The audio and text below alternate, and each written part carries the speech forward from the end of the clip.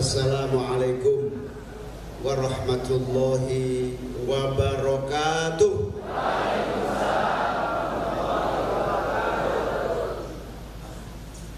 Bismillahirrahmanirrahim. Alhamdulillahi rabbil alamin. Wa bihi nasta'inu ala umurid dunya waddin.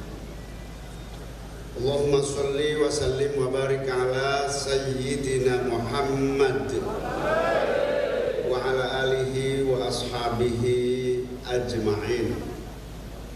Rabbi shrah li sadri wa yassir li amri wahlul 'uqdatam min lisani yafqahu qawli. Amma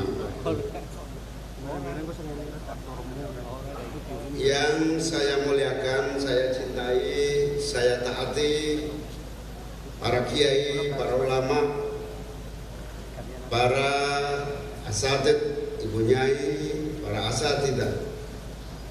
Ya Allah, berikan kesehatan kepada seluruh para kiai dan penyai kita. Wabil khusus Al-Mukarram Romo Kiai Maskuri Ahmad Abdul Manan. Sehat terus Yai. Yang saya muliakan Bapak Kiai Abdus Syakur, Ketua Dewan Syuro DPC PKB.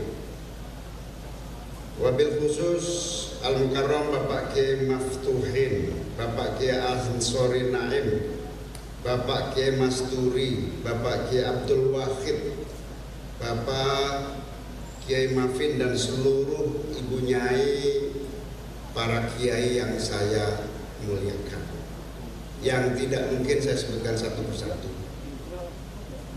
Para pengurus PKB Kabupaten Batang, khususnya Pak Haji Falas beserta seluruh keluarga, Ketua DPRD, para anggota DPRD, baik kabupaten maupun provinsi. Alhamdulillah siang menika dalam saged sowan panjenengan sedaya didampingi Al-Mukarram Romo Kiai Badawi, didampingi Pak Hanif Dakhiri, didampingi Pak Bambang dan seluruh jajaran DPP yang hadir. Mugi-mugi pertemuan menika membawa semangat dan keberkahan bagi kita semua. Amin. Wau sampun disampaikan lengkap oleh Wakil Ketua Umum DPP PKB Pak Hanif Dakhiri. Juga sampun didhawuhaken Romo Kiai Badawi dan seluruh agenda-agenda juang yang menjadi tanggung jawab kita.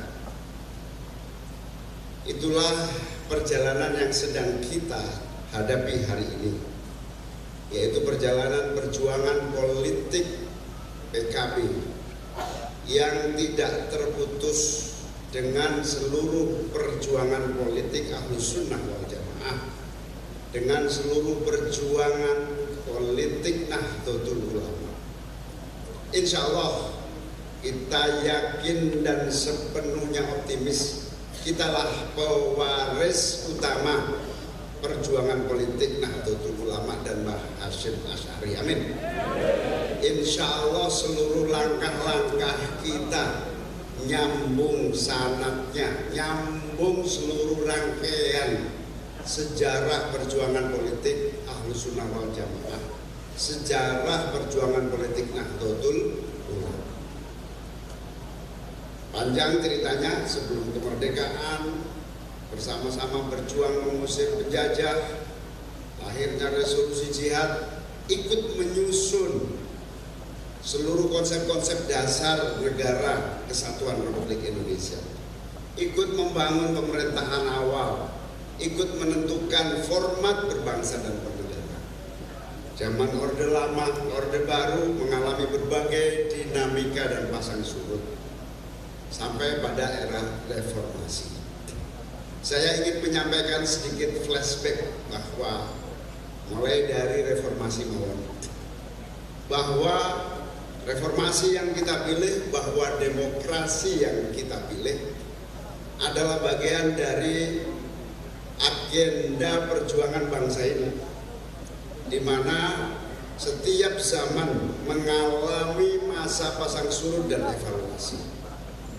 Kepemimpinan dan pemerintahan yang dipimpin oleh Pak Harto di dalam Orde Baru dengan cara kepemimpinan yang otoritarianis, dengan gaya kepemimpinan yang sentralistik, dengan mengedepankan semua dari atas tanpa ada kompromi apa yang terjadi di bawah. Kita semua menjadi saksi sejarah. Saya menjadi saksi sejarah. Orang-orang tua kita menjadi sejarah. Para kiai-kiai yang sepuh tahu semua kekuatan Nahdlatul Ulama, kekuatan Ahlussunnah wal Jamaah nyaris hanya diletakkan di pinggiran-pinggiran dan tidak memiliki ruang dan kesempatan.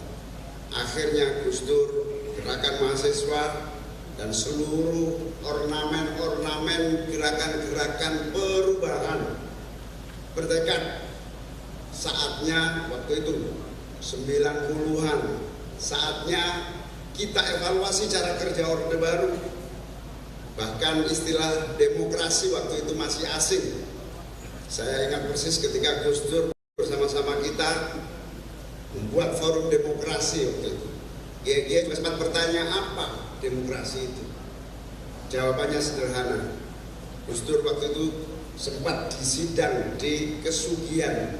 Kesugian itu mana? Cilacap, disidang para kiai seluruh Indonesia. Kok Gus Dur bikin forum demokrasi? Kok Gus Dur berani melawan Orde Baru? Gus Dur hanya menjawab dengan kalimat, insya Allah kalau reformasi terjadi, insya Allah kalau demokrasi terwujud di negeri ini, kekuatan Nahdlatul Ulama tidak akan pernah diremehkan dan akan menjadi kekuatan. Saya ikut mendampingi waktu itu. Dan terbukti sejak reformasi, dan saya kenapa bisa mendampingi, saya ingin cerita flashback sedikit. Ketika saya menjadi aktivis mahasiswa di Yogyakarta, merasakan betul bagaimana susahnya kita mengekspresikan pendapat, menyalurkan cita-cita, mimpi saja susah. Jangankan seperti Sukirman ini, sahabat saya Sukirman bisa mimpi wakil ketua DPR. Dulu kalau jadi DPR tidak ada mimpi. Apalagi rakyat biasa, apalagi Nahdlatul Ulama, di blacklist, tidak bisa. Nah, berdiskusi saja tidak bisa. Bahkan buku-buku banyak dilarang, banyak dijadikan syarat untuk sebuah pemerintahan yang otoriter harus diberangus. Nah, saya ingin sedikit cerita di sini. Disitulah pertama kali saya mengenal yang namanya Anies Baswedan. Saya Fakultas Ilmu Sosial Ilmu Politik, Mas Anies Baswedan Fakultas Ekonomi, berjejeran. Kami saling kenal, saling menopang, dan ingin satu cita-cita, Indonesia harus berubah dan menjadi negara demokrasi untuk kemajuan rakyat Indonesia. Di situ saya kenal Mas Anies. Sama gerakan diskusi, pemikiran, gerakan turun jalan, advokasi. Waktu itu ada kasus Kedung Ombo namanya. Ingat nggak waktu itu Kedung Ombo? Sebuah bendungan yang harus mengusir warga setempat tanpa proses yang baik. Mirip kasus di Rempang. Kita sama-sama bergerak. Jadi saya ingin melaporkan, saya mengenal Mas Anies jauh hari ketika tahun 90-an sama-sama bermimpi dan bercita-cita Indonesia berubah menjadi lebih baik. Lalu kami berpisah, Mas Anies bergerak di dunia intelektual, akademisi, pemikiran. Saya terus mengabdi dari kecil di seluruh gagasan dan perjuangan Nahdlatul Ulama. Maklum nggih, kula niki NU saderenge lahir. Dereng lahir niku kula pun NU. Soale bapak ibu kula niku sing nikahaken Mbah Bisri. Sing jodohaken Mbah Bisri Sansuri pendiri NU. hitungane Mbak Bisri kira-kira dongane anak-anak turunku kabeh supaya dadi NU dan terus menjadi bagian dari perjuangan Nahdlatul Ulama. Kita ngoten. Dadi nek wonten sing meragukan ke-NU-an kula nggih keterlaluan. Lah wong sadurunge lahir mawon pun NU, maka kira-kira ngoten. Hadirin sekalian ingkang kawula muliaken. Singkat cerita, kami akhirnya hanya komunikasi selama kira-kira 20-30 tahun terakhir. Mas Anies jadi gubernur sempat, jadi Menteri Pendidikan dan Kebudayaan di era Pak Jokowi periode pertama. Periode pertama ya? Periode pertama. Di situ kami tahu potensi besar Mas Anies. Di situ kita tahu bagaimana prestasi. Satu-satunya gubernur yang berhasil membangun stadion tingkat internasional dan dipuji seluruh dunia adalah Mas Anies Baswedan. Mas Anies Baswedan adalah penggerak pendidik meratakan guru-guru yang bermutu. Jadi karena beliau bergerak di dunia pendidikan, Mas Anies ini hanya seorang dosen, punya gagasan Indonesia mengajar, turun tangan. Siapapun kalian mahasiswa yang berprestasi, syukur-syukur ranking 1, 2, 3, mau uji nyali sekaligus punya pengalaman dan kemampuan, siapkan dirimu dikirim ke daerah terjauh, terluar, termiskin, terbodoh, kira-kira gitulah, terjauh. Di situ gerakan masif, mahasiswa pinter-pinter mau berangkat menjadi penggerak dan menjadi guru-guru di daerah-daerah terpencil. Dari situ Mas Anies adalah menjadi tokoh pendidik yang mampu menggerakkan kekuatan pengajaran merata di tanah air. Makanya kemudian hadiah dari Allah itu dia menjadi Menteri Pendidikan dan Kebudayaan. Jadi Mas Anies punya latar belakang bagian dari gerakan pendidikan sami dengan kita semua. Insya Allah kalau jadi presiden memperhatikan pesantren dan seluruh kekuatan yang mencerdaskan, membuat rakyat kita semakin berkualitas dan memiliki keunggulan dibanding bangsa-bangsa yang lain. Waktu saya agak berbeda. Waktu Mas Anies calon gubernur, kebetulan saya nggak ikut mencalonkan. Maklum, saya masih dalam koalisi pemerintahan Pak Jokowi waktu itu. Jadi koalisi pemerintah harus istilahnya solid.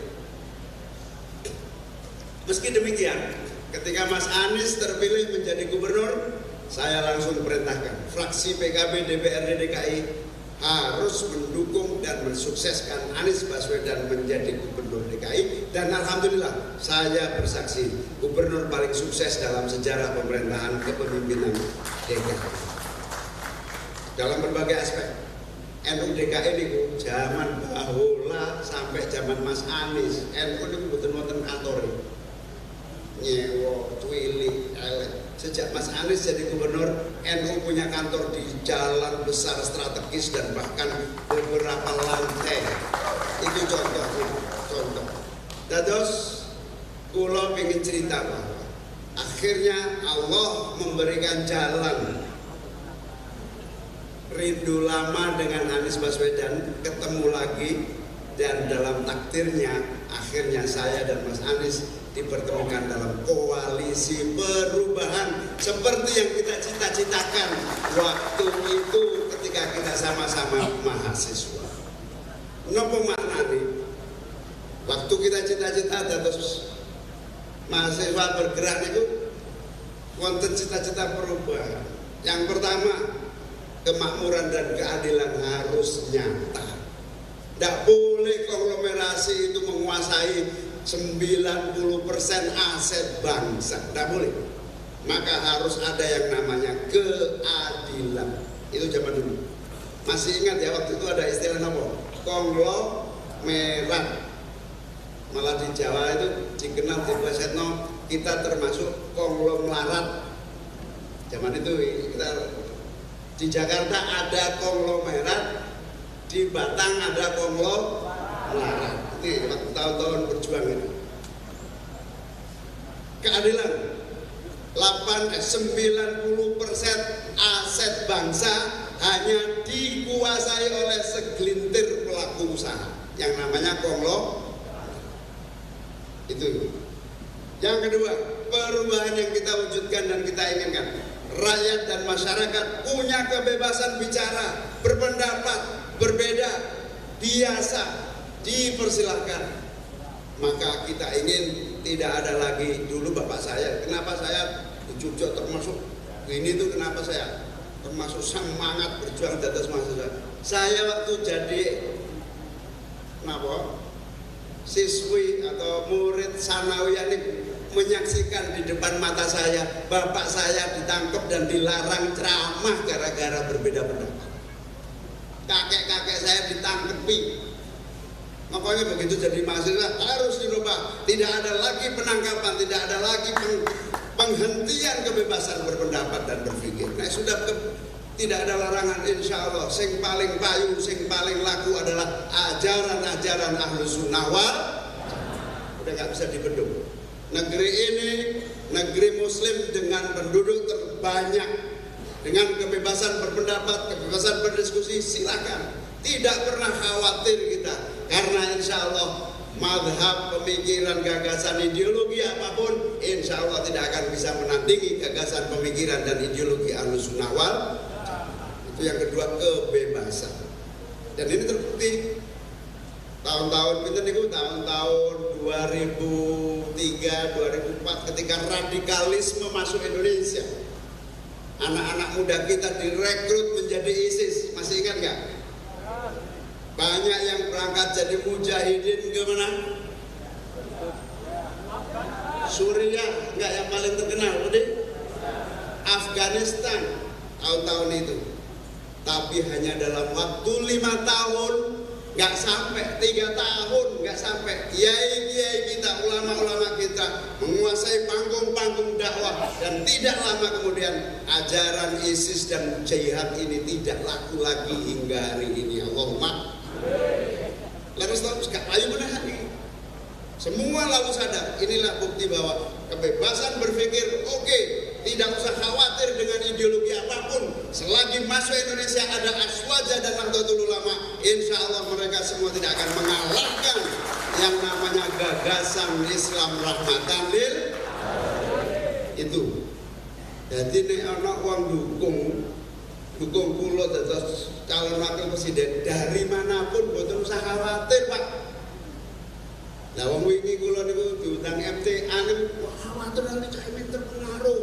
Lah MTA-nya terpengaruh sama Ahlus Sunnah wal Jamaah. Nggih napa nggih? Niku percaya diri kita, alhamdulillah. Yang ketiga, yang pertama keadilan ekonomi. Yang ketiga, kebebasan berpikir dan berpendapat. Niki saat niki bahaya, Pak. Saat niki ini gara-gara undang-undang ITE. Ngertos napa ITE? Undang-undang Informasi Teknologi Elektronik. Sidik-sidik tangkep, sidik-sidik tangkep. Wingi niku wonten pedagang cilik teng Bogor, gara-gara beda pendapat kalian tokoh besar, kemudian ngomong di TikTok. Oh, diangkut sak barangnya langsung melarat mendadak. Gara-gara ini, saya dan Mas Anies bertekad, insya Allah seperti dulu perubahan harus terjadi. Tidak boleh ada ITE yang menghambat kebebasan berpikir dan berpendapat. Ojo ono mana sing sewenang-wenang ditangkap hanya gara-gara selera kesewenang-wenangan. Allahumma amin. Sing banter, banter menang kan? Ini kebebasan. Yang ketiga, itu saja pakai nih, tapi tak boleh telu atau papat mau. Kulo kali Mas Anies niki, kenapa kemudian sama-sama ingin berubah? Kalau cerita sedikit. Begitu reformasi, Gus Dur jadi presiden, meletak dasar pola dan cara kerja negara demokrasi dibangun. Sebetulnya sejak Pak Habibie. Pak Habibie niku ngeten, Pak. Ngeten nih. Masih jadi presiden, gak kepikiran anaknya dipaksa jadi presiden. Nggih napa nggih? Niku Pak Habibie. Pak Habibie niku jempol 10, Pak niku. Beliau yang menghapus larangan media berpendapat apapun, Pak Habibie. Dilanjutkan oleh Gus Dur, yang kita masih ingat Gus Dur adalah pemersatu dan pengokoh NKRI. Zaman Pak Habibie memang ono kepleset titik timur hilang gitu. Gus Dur jadi presiden semua lagi compang camping. Papua mau merdeka, Timur wis hilang. Saat ini kita terus negara Timur Leste, nggih melarat terus niku. Katanya rada nyesel niku. Niku seluruh dunia pecah. Rusia saat ini namanya Rusia, rumiyin namanya apa? Uni hancur jadi negara kecil-kecil. Nyaris Indonesia jadi negara kecil-kecil termasuk Papua lepas. Gus Dur, guru besar kita, punya ide, punya gagasan. Saya jadi presiden, saya harus menjaga NKRI, tidak boleh ada satupun yang lepas dari Indonesia. Apa yang dilakukan Gus Dur? Keliling ke seluruh dunia, nemuin semua kepala negara.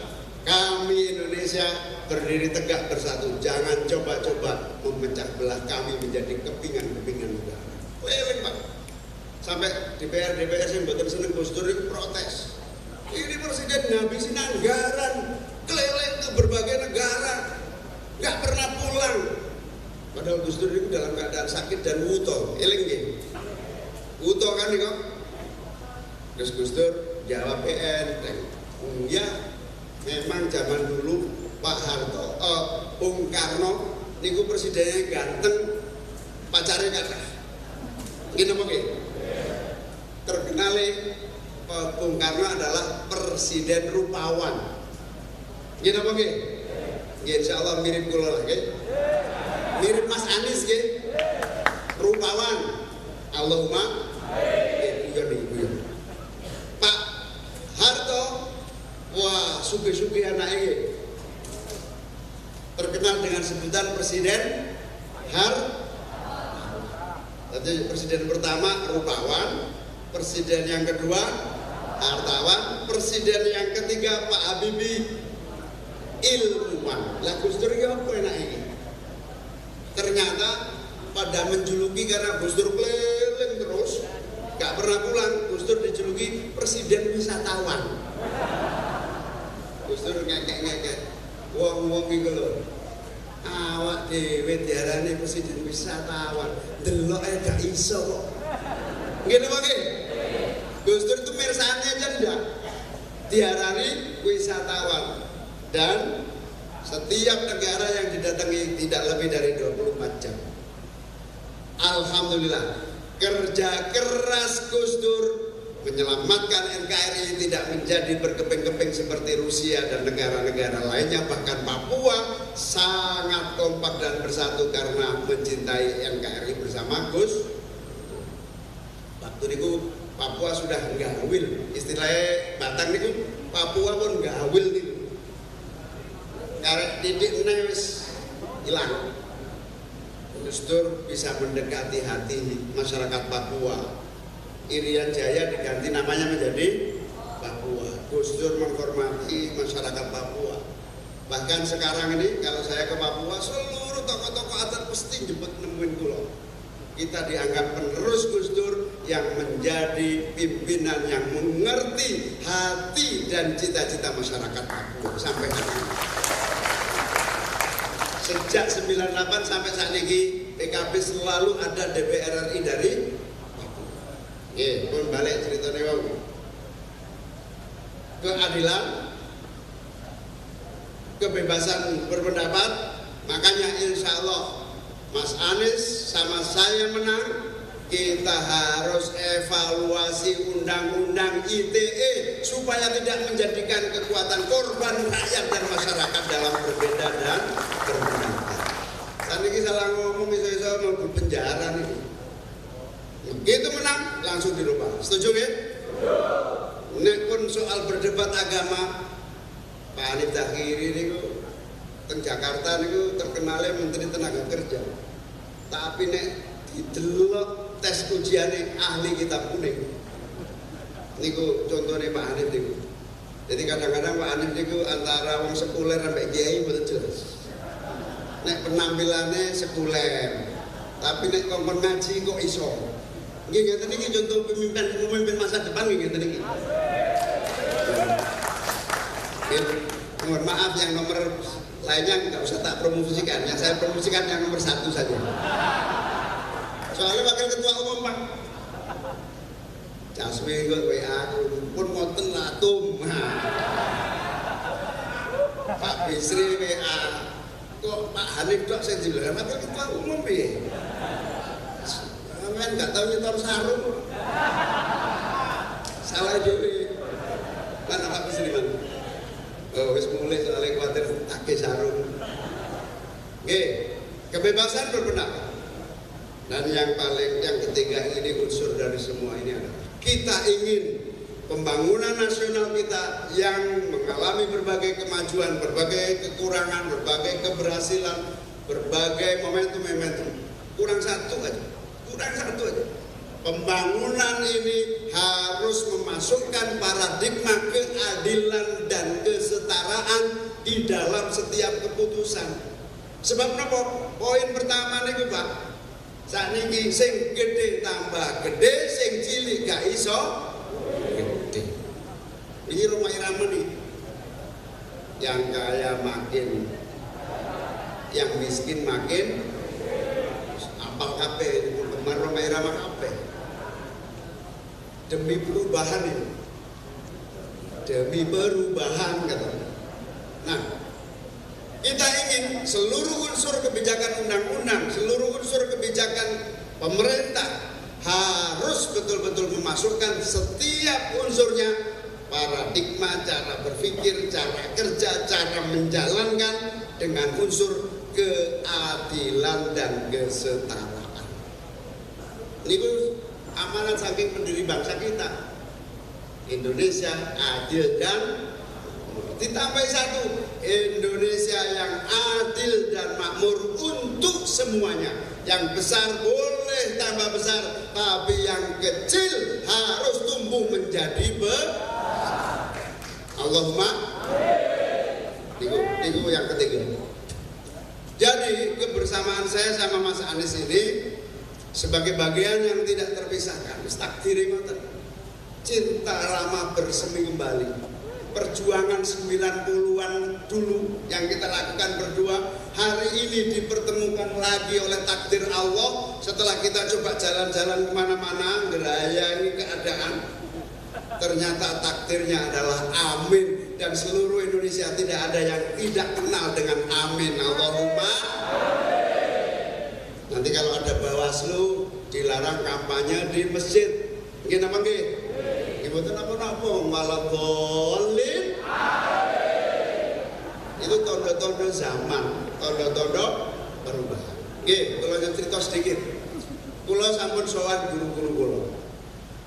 Nggih, kula pun cerita bolak-balik niki milih pasangan perubahan amin niki Anies Baswedan Muhaimin niki mboten soal logika mawon. Mboten soal rindu perubahan yang lama bersemi ketemu kembali. Bukan sekedar itu, tapi kita juga menggunakan istikharah. Gus Badawi istikharah ke Mekah. Itu berangkat khusus kangge istikharah ke Mekah. Perintahnya wa ta'awanu 'alal birri wa taqwa wa la ta'awanu 'alal ismi wal udwan. Ojo seneng-seneng terus karo sing ismi wal. Nah niku kira-kira juga Kiai Toifur, Kiai Khalil, As'ad Samsul Arifin, Kiai lain banyak sekali yang menjadi pertimbangan.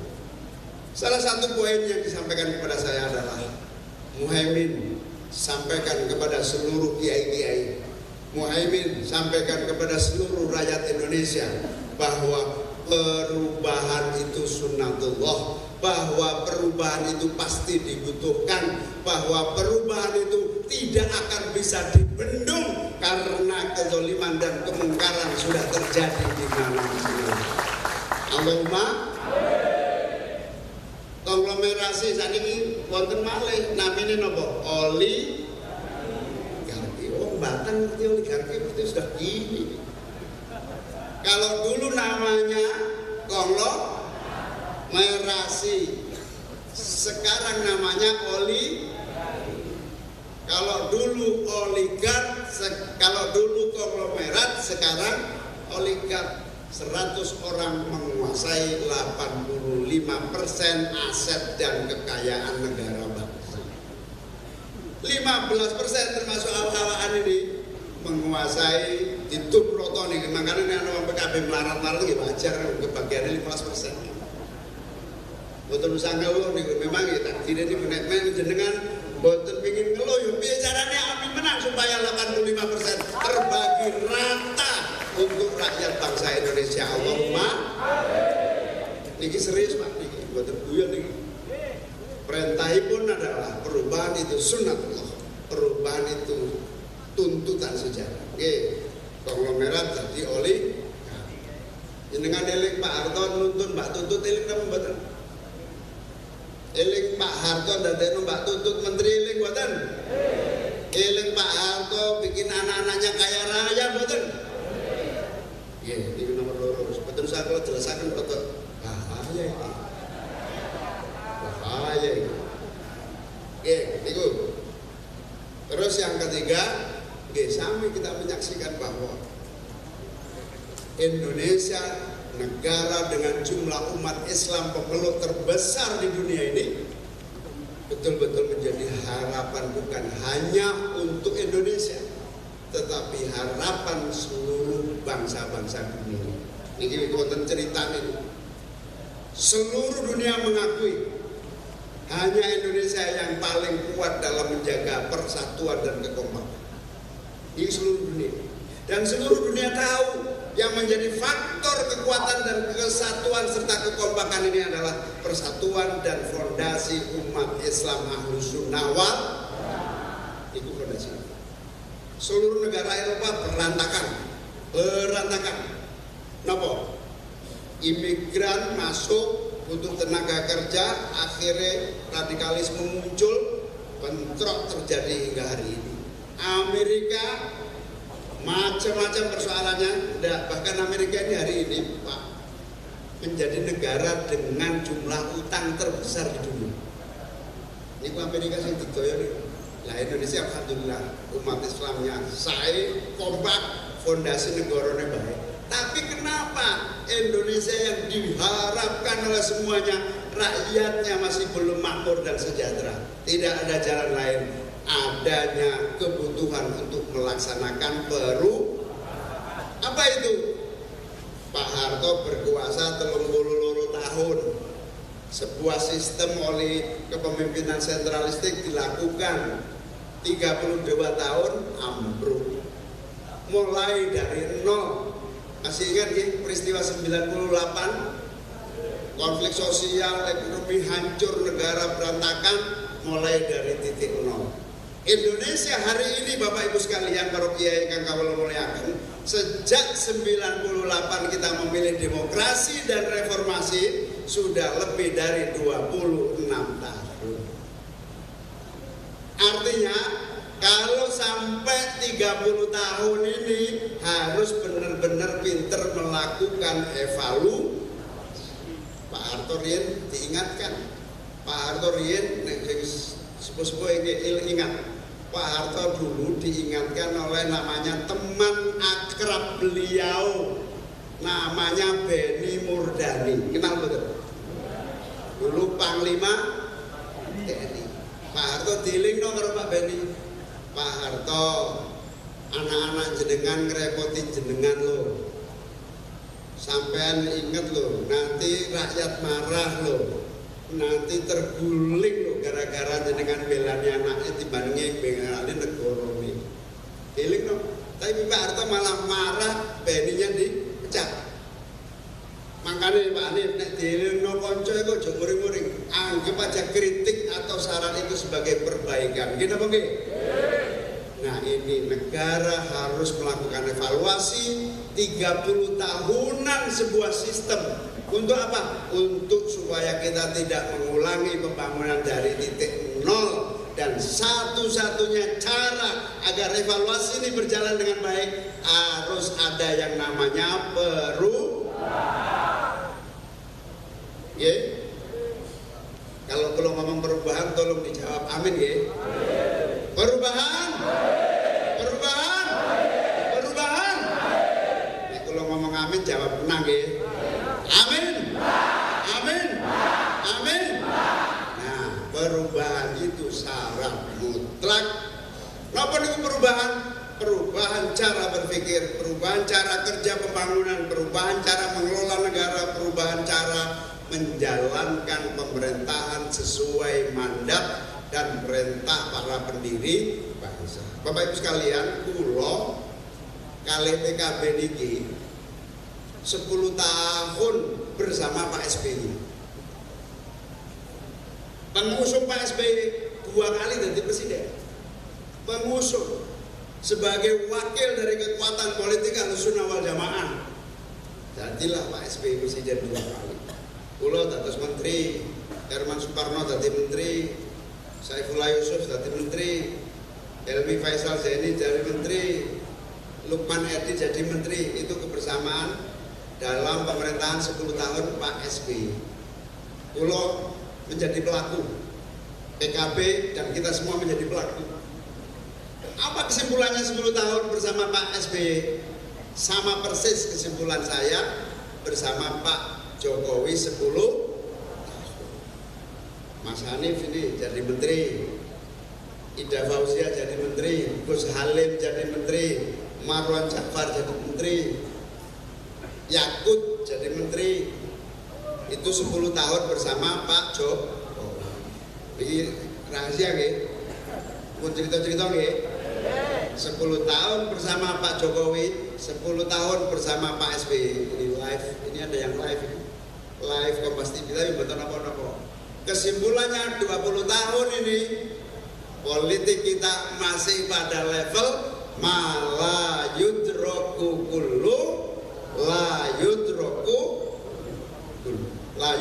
kullu minimalis. Ya wis lumayan Hanif daripada santri dok sekali-sekali jadi menteri minimal. Yes, kula jadi menteri yes minimal. Peran minimal ini harus kita evaluasi. Dan alhamdulillah Gusti Allah nakdiraken kula kepanggih Mas Anies dan sudah salaman komit bertekad kami Dwi Tunggal Aswaja dan NU tidak boleh minimalis lagi, tapi maksimal harus merubah dan memperbaiki masa depan bangsa ini. Allahumma jenengan bersani wawancara Mas Anies setelah keluar dari KPU. Kami ini Dwi Tunggal, saling mengisi, saling menopang. Bahkan waktu sebelum koalisi ini kalau ngomong Mas Anies, saya mau, tapi ojo digledakno kaya model sing wingi ya. Kok tepuk tangan berarti paham sampai kula mawon mboten paham. Aku mau dadi wapres. Aku iki ketua umum partai, Pak. Umatku yo akeh, 13 juta minimal. Iki anake pendiri NU kok. Aja salah. Nek mung gledakno tempele ya. Akhirnya salaman, terjadi kesepakatan. Inilah pasangan Dwi Tunggal untuk perubahan dan perbaikan Indonesia yang bakal. Nah, kula sempat sebelum memutuskan itu, wah koalisi wingi kadung piye iki, nganyar piye iki, konsultasi kalih para kiai. Salah satu kiai jenengan pirsa namine Kiai Mun MDZ. Kiai Mun MDZ iki kiai sing anti PKS, Pak. Mergo pimpinan besar PKB anti PKS. Wah, iki ana koalisi PKS Kiai Mun M iso muring-muring iki. Saya sowan, Kiai ini begini. Loh, ini justru sing tak tunggu. Ini namanya ukhuwah Islamiyah terjaga dan terjalin dengan optimal. Yang kedua, ini namanya kafaah. Sing pun kawin ngertos niku kafaah. Ini namanya koalisi satu kufu, sejajar seimbang, gak ada satu yang lain saling menggeletakkan. Gini apa gini? Wis apa Pak digeletakno 5 tahun. Kongkon sarungan temul. Ini banter paham sampean. Aku enggak paham. Kita tidak ingin digeletakkan kembali. Kita ingin mewarnai dan menentukan perubahan menjadi lebih baik bagi keadilan dan kesetaraan bangsa kita. Allahumma paham ya? Dados niki koalisi kafaah. Dan insya Allah kami berdua, saya dengan Mas Anies, bukan bekerja berdasarkan feeling, bukan bekerja berdasarkan selera, bukan bekerja berdasarkan nafsu. Insya Allah kami berdua telah bersepakat bekerja berdasarkan sanad-sanad yang nyambung kepada junjungan besar Nabi Muhammad SAW. Bekerja berdasarkan ilmu pengetahuan, bekerja berdasarkan scientific. Ini berkomitmen. Awake dhewe ini kan lahir brojot kan di lingkungan Nahdlatul Tujar yang diawali dengan taswirul. Nggih apa nggih? Terus bahasan itu sebelum bikin itu kan dimulai dari taswirul, gerakan pemikiran, baru dilanjutkan Nahdlatul Tujar, ujungnya kemudian Nahdlatul. Nah ini nggak bisa putus. Jangan pernah memimpin Indonesia tanpa kemampuan pikiran dan gagasan, karena Indonesia begitu besar dan kuat, butuh gagasan pemikiran yang benar. Insya Allah sanadnya jelas, sanad Mbah Hasyim Allahumma ngeten. Kula cerita sithik, kula PKB lan kita sedaya niku pewaris 2 hal. Pewaris 2 hal. Pewaris pertama, ajaran-ajaran, nilai, doktrin, ideologi Ahlussunnah wal.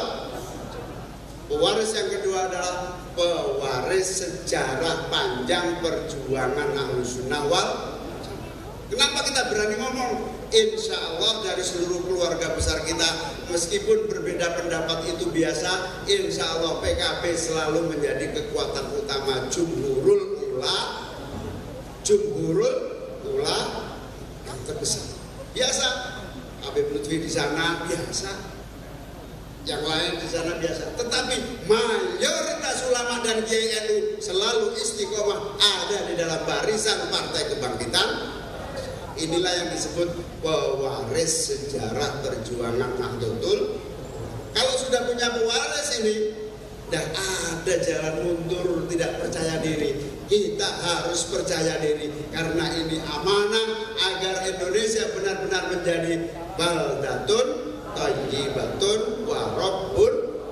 Nek panjenengan sedaya nggak percaya diri itu kebangetan, karena kita semua ini pewaris ajaran sekaligus pewaris sejarah Nahdlatul, sejarah Mbah Hasyim, sejarah Mbah Wahab, sejarah Mbah Bisri. Nah, wonten cerita sedikit soal Mbah Bisri. Mbah Bisri itu kakek buyut kula. Ternyata di luar dugaan Mbah Bisri kali Mbah Mas Anies niku seangkatan dalam berjuang di Surabaya. Mbah Bisri niku ketua markas besar ulama yang menjadi pusat komando penyerangan dan perlawanan terhadap penjajah. Mbah buyut kula itu keren ya, sampai jadi DPR itu keren. Senengane tawuran lho, penjajah lho. Nah, Mas Anies itu baik, Abdurrahman Baswedan itu akhirnya di Surabaya juga mengorganisir gerakan NKRI menjadi persepsi dan menjadi kekuatan pemikiran. Ujung-ujungnya Mas Anies Baswedan itu bapaknya, kakeknya Abdurrahman Baswedan itu akhirnya keliling ke seluruh dunia menjadi diplomat yang meyakinkan negara-negara lain bahwa Indonesia merdeka. Jadi pejuang kemerdekaan. Kesimpulannya ini reuni malih nih. Kakek-kakek kita telah mewariskan kemerdekaan, maka kita hari ini harus menggelar karpet kesejahteraan untuk rakyat Indonesia. Niki reuni mawon nih, niki reuni. Kakek-kakek kita merintis dan melahirkan kemerdekaan, maka kita semua hari ini harus mampu menggelar karpet kesejahteraan dan kemakmuran. Allahumma ini sepintas semua jalan. Niki sampun takdiri seperti itu. Perjalanan tidak bisa dibendung. Kalau ini ditakeni kali ngepotim kita yang ada di KPU. Ini foto mana yang mau dipasang di KPU? Sakarmu. Nah yang mana sakarmu? Pilih dewi. Mau nek perlu pasangan pas aku turu wong nyatane bakal menang kok iki. Allahumma kalau sampai wani ngoten iki. Mergo niki napa? Sejarah ada di depan mata, warisan ada menjadi di pundak kita. Insya Allah perubahan tidak bisa dibendung untuk Indonesia yang lebih baik dan maju di masa yang akan datang. Saya sampai guyon sama tim yang ke KPU. Guyon betul serius. Pasangan gambar turu yang menang itu. Allahumma tapi akhirnya dipasang yang paling cetoke sing paling ganteng menurut kula. Nek menurut jenengan ya sakarepmu. Sing penting kita yakin, percaya diri. Dengan yakin dan percaya diri, insya Allah kita menulis sejarah perubahan dan perbaikan Indonesia seperti kita menulis sejarah tahun 98 bersama Gus Dur merubah Indonesia menjadi lebih baik lagi. Amin. Itulah cerita panjang dan tidak usah khawatir siapapun pendukung kita, dari latar belakang apapun pendukung kita, insya Allah semuanya adalah kekuatan yang akan menjadikan kemenangan. Amin. Nuwun ngapunten, sampaikan salam dalam kepada kiai-kiai yang boten rawuh. Niku rata-rata kiai-kiai niku kudu disowani, kudu agresif. Liyane agresif, awake dhewe kudu agresif. Sampai aku salam kula kalian Mas Anies, dereng saged sowan satu persatu, dereng saged sowan dari para tokoh-tokoh yang belum hadir, dereng saged sowan kepada pimpinan-pimpinan desa dan masyarakat. Sampai akan salam kita berdua, Mas Anies dan kula, nyuwun pantungone, nyuwun restune, insyaallah jiwa, raga, dan darah kami kita wakafkan untuk perubahan Indonesia yang menjadi lebih baik. Sampaikan kami akan menjadi kekuatan merah putih, kekuatan NKRI yang benar-benar tidak ingin Indonesia berjalan mundur lagi seperti zaman Orde Baru. Ingin berjalan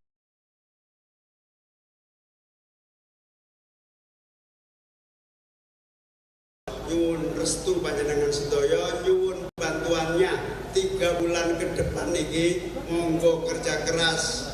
Saya ingin Batang menang kembali 2024. Rasa hormat, terima kasih. PKB Batang menang 2019. Kita jaga dan bukan hanya menang di legislatif, 2024 menang di eksekutif. PKB menang, Amin menang, Bupati Batang kader PKB. Allahumma untuk nuwun kerja kerasnya selama ini. Percayalah, yakinlah bahwa keringat yang kita keluarkan, tenaga yang kita wakafkan, pikiran bahkan harta yang mungkin kita keluarkan untuk perjuangan ini tidak akan